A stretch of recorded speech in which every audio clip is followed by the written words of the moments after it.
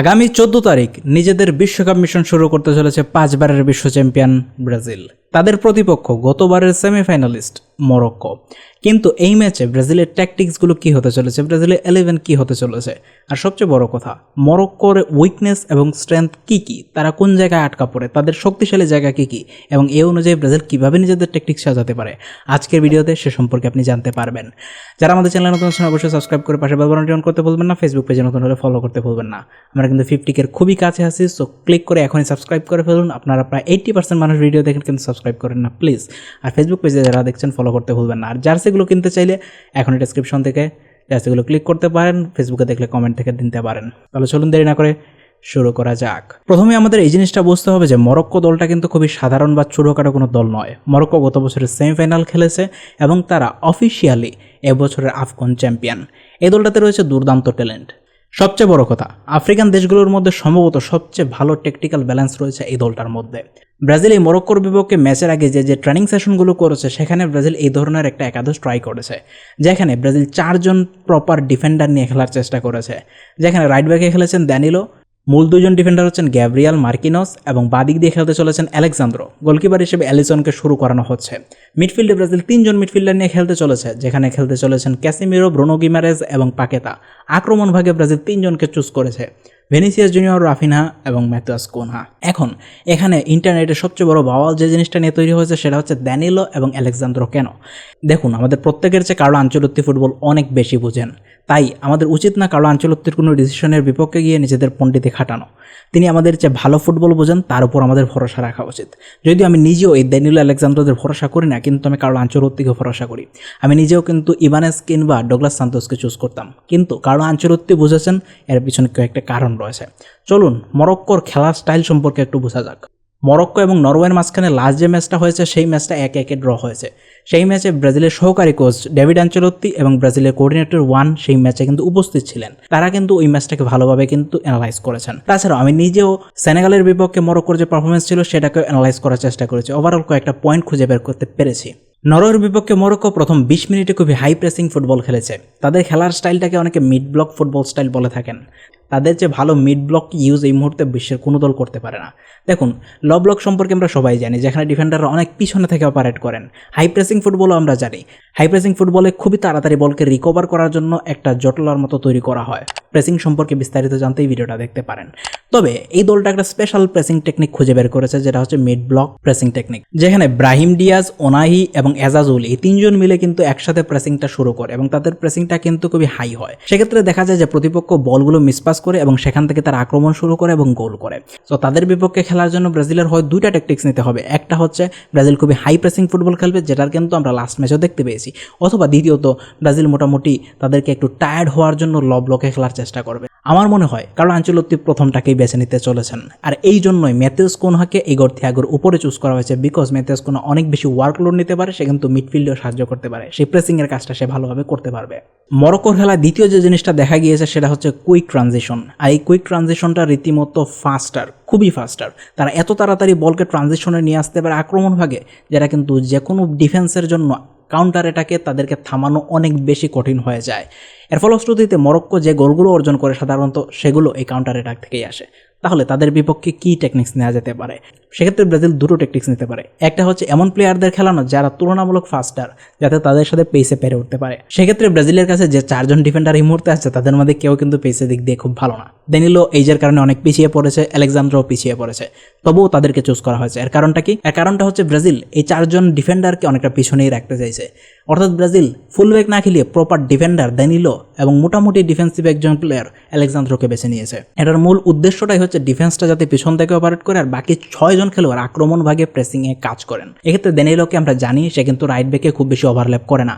যেহেতু ওভারল্যাপ করে না, যখন কুইক ট্রানজিশন হবে সেক্ষেত্রে সে কিন্তু ডিফেন্সে হেল্প করতে পারবে। এটাই হচ্ছে দানিলোকে চুজ করার কারণ। সেক্ষেত্রে আপনি বলতে পারেন ইভানেসকেও চুজ করা যেতে পারতো। কার্লো আনচেলত্তির কাছে মনে হয়েছে দানিলো ইভানেস চেয়ে বেটার ডিফেন্ডার, সো এটা আমাদের কিছু করার নেই। সেম একই রকমভাবে ডগলাস সান্তোস কিন্তু আক্রমণে প্রেসিংয়ে অনেক হেল্প করতে পারতো, কিন্তু কার্লো আনচেলত্তির মনে হয়েছে আলেক্সান্দ্রো ডগলাস সান্তোসের চেয়ে বেটার ডিফেন্ডার। এই জিনিসটাই কিন্তু দিন শেষে তাকে সুযোগ করে দিয়েছে। এই 4 জনকে খেলানোর মূল কারণটাই হচ্ছে তারা যাতে ডিফেন্সিভলি পিছনে থাকতে পারেন এবং এই যে কুইক ট্রানজিশন তার বিপক্ষে তারা একটা ভূমিকা রাখতে পারেন।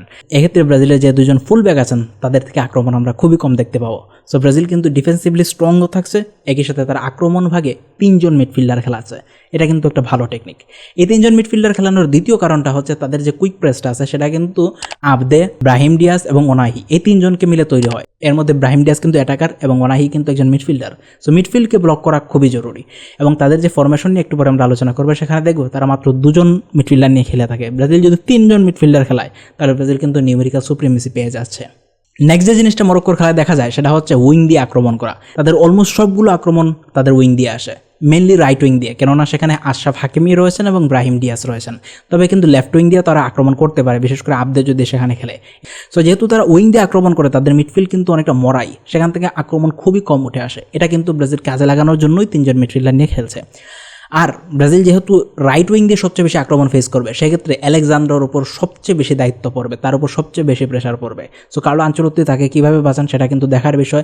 একজন এক্সট্রা মিডফিল্ডারকে তাকে শিল করার জন্য রাখবেন কিনা সেটাও কিন্তু দেখার বিষয়। বিকজ আমি আবারও বলছি, আলেকজান্ডার কিন্তু ফাম্বল করবে, সে কিন্তু অনেক মিস্টেক্স করে। সো এইরকম আশরাফ হাকিমি এবং ব্রাহিম ডিয়াজের মতো প্লেয়ারদের বিপক্ষে খেললেও কিন্তু মিস্টেকের পসিবিলিটি আছে। তারপর কার্লো আনচেলত্তি তার উপর ভরসা রেখেছেন, দেখা যাক তার ডিফেন্সিভ কোয়ালিটি কাজে লাগাতে পারে কিনা সে। তাদের আক্রমণে কিন্তু অনেক বেশি ফ্রিডম দেওয়া হয়, তারপরও নিজেদের মধ্যে এত সুন্দর তারা ডিস্টেন্স মেনটেন করে, দেখলে মনে হয় এর চেয়ে ভালো হয়তো কম্বিনেশন প্লে আর কেউ করতে পারবে না। অর্থাৎ তারা নিউমেরিক্যাল সুপ্রিমেসি বজায় রাখতে পারে, তাদের কম্বিনেশন খুবই ভালো। সেক্ষেত্রে তাদেরকে যদি ভোগাতে হয় সেক্ষেত্রে ব্রাজিলকেও নিউমেরিক্যাল সুপ্রিমেসি বাড়াতে হবে। এই জন্যই খুবই বেশি ওয়ার্কলোড সম্পন্ন প্লেয়ার প্রয়োজন, এক্সট্রা মিডফিল্ডার প্রয়োজন। এই জন্যই ম্যাথিয়াস কুনহাকে ইগোর থিয়াগোর উপরে চুজ করা হয়েছে। এই জন্যই লুকাস পাকেতাকে দানিলোর উপরে চুজ করা হয়েছে, because Lucas Paqueta defence midfield দুইটাতে হেল্প করতে পারবে তার পেসের কারণে। নরওয়ের বিপক্ষে শেষ দিক দিয়ে মরক্কো কিন্তু অনেকটাই লো ব্লকে চলে যায়, তারা অ্যাবজর্ব করতে শুরু করে, আর সেখানে আরেকটা দুর্বলতা তাদের ধরা পড়ে। চলুন এবার তাদের দুর্বলতা নিয়ে কথা বলা যাক। তারা সেকশন 14-এর দুর্বলতা দেখায়। বক্সের ঠিক বাইরের পজিশনটাই হচ্ছে সেকশন 14। সেই পজিশনগুলো থেকে কিন্তু তারা লং শটে গোল হজম করছে। শুধু তাই নয়, সেখানে ভালোভাবে ডিফেন্সও করতে পারছে না। লাস্ট ম্যাচে কিন্তু অডিগার্ড সেখান থেকে গোল করেছিল। সো ব্রাজিল এখানে একটা ভালো সুযোগ পেয়েছে, হয়তো আমরা রাফিনাকে দেখতে পাবো অনেকগুলো লং রেঞ্জ শট নিচ্ছে। প্রথম থেকে ব্রাজিল কিন্তু লং রেঞ্জ শট ট্রাই করবে, বিকজ এই জায়গায় কিন্তু তারা দুর্বলতা দেখিয়েছে। আমরা কর্নারের ক্ষেত্রে হয়তো দেখতে পেতে পারি রাফিনা পিছনে নেমে এসে লম্বা শট নেওয়ার চেষ্টা করবে, পাকেতা লম্বা শট নেওয়ার চেষ্টা করবে। দ্বিতীয় যে দুর্বলতা তারা দেখা গিয়েছে সেটা হচ্ছে ব্রাজিলের যে সমস্যা আছে মরক্কোর সেই সমস্যা আছে। তাদেরও কিন্তু ভারসাম্যের অভাব রয়েছে। তারা একটা সময়ের পর প্রেশারের মধ্যে এসে কিন্তু তাদের কম্বিনেশনটা ভেঙে যায়, আর এটাকেই ব্রাজিল কাজে লাগাতে হবে হাই প্রেসিংয়ের মাধ্যমে। আরেকটা জিনিস দেখা গিয়েছে, তারা 90 মিনিট কিন্তু তাদের মোমেন্টাম ধরে রাখতে পারে না। এই যে 90 মিনিট তারা মোমেন্টাম ধরে রাখতে পারে না, এর অন্যতম বড় কারণ তারা হাই প্রেসিং ফুটবল খেলে অনেক বেশি ক্লান্ত হয়ে যায়, আর এই ক্লান্তির সুযোগ ব্রাজিলকে নিতে হবে।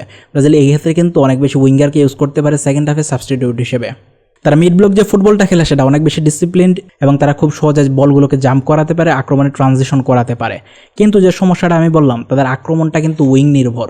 তাদের আক্রমণটা কিন্তু দিন শেষে সেই প্রেসিংয়ের উপর নির্ভর করে আর কয়েকটা কুইক ট্রানজিশন আর কাউন্টার অ্যাটাকের উপর নির্ভর করে। এগুলোকে ব্লক করা কিন্তু সম্ভব, আর এটাকে যদি ব্রাজিল কাজে লাগাতে পারে তাহলে কিন্তু গোল কনসিড করা থেকে অন্ততপক্ষে ব্রাজিল মরক্কো থেকে বেঁচে যাবে।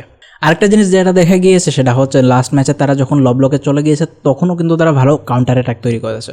নেক্সট যে সমস্যাটা দানিলো এবং আলেকজান্দ্রো, এই দুজনের একজনকেও 90 মিনিট খেলানো যাবে না। এরা কিন্তু অনেক মিস্টেক করা শুরু করবে শেষ দিকে, যেহেতু তারা টায়ার্ড হয়ে যাবে। এক্ষেত্রে ব্রাজিল কী করতে পারে? এক্ষেত্রে ব্রাজিলের একমাত্র সুযোগ হচ্ছে তাদেরকে উঠিয়ে নেওয়া। আজকে যে ট্রেনিং সেশন হয়েছে সেখানে কিন্তু ইভানেজও খেলেছেন রাইট ব্যাকে, অর্থাৎ সেকেন্ড হাফে হয়তো আমরা দানিলোকে উঠিয়ে ইভানেজকে খেলাতে দেখতে পাবো। একটা জিনিস আমি ক্লিয়ারলি বলে দিই, কারণ আনচেলত্তি কোয়ার্টার ফাইনালের আগ পর্যন্ত পরীক্ষা নিরীক্ষা চালিয়ে যাবেন, এটা আপনি গ্যারান্টি থাকতে পারেন। কোয়ার্টার ফাইনালের আগ পর্যন্ত ব্রাজিলের যে 5টা ম্যাচ রয়েছে সেখানে 5 ধরনের কম্বিনেশন আমরা হয়তো দেখতে পাবো। কারণ আনচেলত্তি পরীক্ষা নিরীক্ষা আরও চালিয়ে যাবেন, এই জন্যই ব্রাজিলের এখনও টপ 11টা তিনি সিলেক্ট করতে পারেননি।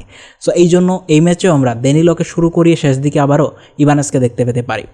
মরক্কোর বিপক্ষে ব্রাজিল ম্যাচটা টাফ হতে চলেছে, খুবই টাফ হতে চলেছে। এই দলটা কিন্তু ব্রাজিলকে ভোগাবে, কিন্তু দিন শেষে ব্রাজিলের এই ম্যাচটা জেতা উচিত, বিকজ ব্রাজিলের যে উন্নতির গ্রাফটা আমরা দেখতে পাচ্ছি সেটা ক্লিয়ারলি বোঝা যায় এই দলটা আস্তে আস্তে একটা স্ট্রং টিমে পরিণত হচ্ছে। চলুন এবার একটু ট্যাকটিক্স বোর্ডে দেখা যাক ব্রাজিল ডিপলি কিভাবে এই দলটাকে বিপদে ফেলতে পারে। নরওয়ের বিপক্ষে মরক্কো কিন্তু এরকম 4-2-3-1 ফরমেশনে খেলেছিল, যেখানে গোলকিপার ছিলেন ইয়াসিন বোনো, তাদের সাথে কিন্তু 4 জন ডিফেন্ডার ছিলেন দিয়ব, আশরাফ হাকিমি, রিয়াদ এবং মাজরাউই। তাদের সাথে আল আনাউই, বাউইদি, ব্রাহিম দিয়াজ, অনাউই, আবদেজাজুলি এবং স্ট্রাইকার হিসেবে তারা রেখেছিল সাইবারিকে। এবার দেখা যাক ব্রাজিল তাদের বিপক্ষে কোন ধরনের ট্যাকটিক্স অবলম্বন করতে পারে। সো আমরা যদি ট্যাকটিক্স ভিডিও চলে আসি, সেক্ষেত্রে আমরা এখানে হলুদ দিয়ে ব্রাজিলকে বোঝানোর চেষ্টা করেছি, লাল দিয়ে মরক্কোকে বোঝানোর চেষ্টা করেছি। সো ব্রাজিল এই ম্যাচে 4 জন ডিফেন্ডার নিয়ে খেলছে, 3 জন মিডফিল্ডার নিয়ে খেলছে এবং 3 জন আক্রমণ ভাগের প্লেয়ার নিয়ে খেলছে, যেখানে প্রপার 9 তারা ইউজ করছে না। মরক্কো এক্ষেত্রে 4 জন ডিফেন্ডার নিয়ে খেলবে, প্রবাবলি তারাও 2 জন মিডফিল্ডার এবং 1 জন অ্যাটাকিং মিডফিল্ডার খেলবে, 1 জন স্ট্রাইকার, তার সাথে 2 জন উইঙ্গার ইউজ করবে। তাদের খেলার স্টাইলটা কিন্তু অনেক বেশি উইং নির্ভর। সেই ক্ষেত্রে ব্রাজিলের উপর ডান দিক দিয়ে সবচেয়ে বেশি আক্রমণ আসবে, কেননা এদিক দিয়ে আশরাফ হাকিমি এবং ব্রাহিম ডিয়াজ খেলে থাকেন। সো এখানে কিন্তু আলেকজান্ডারের উপর অনেক বেশি প্রেশার হয়ে যায়। এক্ষেত্রে ব্রাজিল কোন ধরনের ট্যাকটিক্স নিতে পারে? আমার কাছে মনে হয় এখানে যে মিডফিল্ডার খেলবেন, প্রবাবলি এখানে ব্রুনো গিমারেস খেলতে চলেছেন, তার কাজটা হবে আলেকজান্ডারকে শিল্ড করা। একই সাথে হয়তো আমরা দেখতে পেতে পারি রাফিনা কিংবা ভিনিসিয়াস এদিকে নেমে আসবে, বিকজ তাদের আক্রমণের বেশিরভাগ জিনিস কিন্তু মরক্কোর এদিক থেকে আসবে। সো ব্রাজিল এই ক্ষেত্রে এই ধরনের ডিফেন্সিভ একটা স্টাইলে যেতে পারে। ধরুন মিডফিল্ডে ব্রাজিল বল মিস করেছে, সেক্ষেত্রে ব্রাজিল গতদিনের মতো আবারও কিন্তু একটা হাই প্রেসিং ফুটবলে যাবে। এখানে যে কোনো একজন প্লেয়ারকে তারা একসাথে ঘিরে ফেলতে চাইবে এবং সেখান থেকে বলটা বের করে আনতে চাইবে। অপরদিক দিয়ে মরক্কো যখন কাউন্টার অ্যাটাক ছেড়ে তারা লো ব্লক ফুটবলে চলে যাবে, সেক্ষেত্রে কিন্তু ব্রাজিলের জন্য স্পেস বের করা অনেক বেশি কঠিন হয়ে যাবে। তারা কিন্তু এইরকম একটা সিস্টেমে চলে যায় যখন তারা ডিফেন্সিভ একটা স্টাইলে চলে যায়। সেক্ষেত্রে ব্রাজিলকে লং বলের উপর অনেক বেশি নির্ভরতা দেখাতে হবে। আমরা জানি রাফিনা কিন্তু অফ দ্য বল খুব ভালো রান করতে পারে। সো ডিফেন্ডারের পিছনে অফ দ্য বল রান করলে এখান থেকে যদি ক্যাসিমিরো একটা লং বল বের করতে পারে, তাহলে কিন্তু ব্রাজিলের জন্য ডিফেন্সটা ওপেন হয়ে যায়। তারপর এখানে অনেক বড় একটা ভূমিকা রাখতে চলেছেন ভিনিসিয়াস জুনিয়র। আমরা জানি যে যতগুলো আক্রমণ হবে বেশিরভাগই কিন্তু আশরাফ হাকিমি এবং ব্রাহিম ডিয়াজের মাধ্যমেই হবে। সো তাদেরকে ব্যস্ত রাখার জন্য ভিনিসিয়াস জুনিয়র তো আছেনই। সো ভিনিসিয়াস জুনিয়র এখানে খুব ভালো একটা সিস্টেম তৈরি করতে পারেন, যেখানে তার প্রেশারের মাধ্যমে তিনি কিন্তু ডিফেন্সের উপর প্রেশারটা কমাতে পারেন। সো ব্রাজিল যখন আক্রমণে যাবে, ব্রাজিলের এই যে 2 জন মিডফিল্ডার আছেন তারা কিন্তু অনেকটা স্ট্রেচ আপ হয়ে যাবেন, তাদের মধ্যে একটা ভালো ডিস্টেন্স মেনটেন করার চেষ্টা করবেন এবং একটা ট্রায়াঙ্গুলার শেপ মেনটেন করার চেষ্টা করবেন। সেক্ষেত্রে হয়তো আমরা দেখতে পেতে পারি রাফিনহা যখন উপরে উঠে যাবেন, সেক্ষেত্রে তার পেছনে পাকেতা চলে গিয়ে তাকে হেল্প করার চেষ্টা করবেন। অপর দিক দিয়ে কুনহা অনেকটাই বাম দিক থেকে ঘেসে কিন্তু গত ম্যাচও খেলেছেন, এই ম্যাচও খেলতে চলেছেন। তো সেক্ষেত্রে এই পজিশনগুলোতে ক্যাসিমিরোকে কিন্তু আমরা ওভারল্যাপ করতে দেখতে পেয়েছি এবং সেখান থেকে সে কিন্তু অনেকগুলো গোলও পেয়েছে। সো এটা হচ্ছে বেসিক ট্যাকটিক্স। আমার কাছে যেটা মনে হয়, ব্রাজিল এখানে কিন্তু স্পেস অনেক কম পাবে যখন তারা অনেক বেশি লো ব্লকে খেলতে চলেছে। তো সেই ক্ষেত্রে ব্রাজিলের লং বল বেসড ফুটবলই খেলতে হবে। নেক্সট যে জিনিসটা, যখন মরক্কো আক্রমণে যাবে তখন কিন্তু ব্রাজিলের 2 উইং বরাবর অনেক বেশি প্রেশার তৈরি হবে আক্রমণ ছেড়ে। সেক্ষেত্রে কিন্তু ব্রাজিলের এখানে যে মিডফিল্ডাররা খেলবেন তাদেরকে এখানে হেল্পে নেমে আসতে হবে। ব্রুনো গিমারেসকে বাঁ দিকে চলে আসতে হবে, পাকে তাকে ডান দিকে এসে হেল্প করতে হতে পারে এবং রাফিনাকে তো আমরা জানি সে কিন্তু নিচে এসে হেল্প করেই। এটা যদি না করা হয় তাহলে দানিলোর উপর অনেক বেশি প্রেশার তৈরি হয়ে যাবে। সো এই ম্যাচে প্রেডিকশনস এবং অন্যান্য কিছু পরবর্তী ভিডিওতে আসবে। এটা ছিল সিম্পল একটা ভিডিও যেখানে আমরা আলোচনা করার চেষ্টা করেছি মরক্কোর বিপক্ষে ব্রাজিল এই ধরনের একাদশ কেন সিলেক্ট করেছে। সো আপনার প্রেডিকশন কমেন্টে জানিয়ে দিন ব্রাজিল এই ম্যাচে কয়গুলো জিততে পারে বা কয়গুলো হারতে পারে। এরপরে কিন্তু আলাদা একটা প্রিভিউ থাকবে।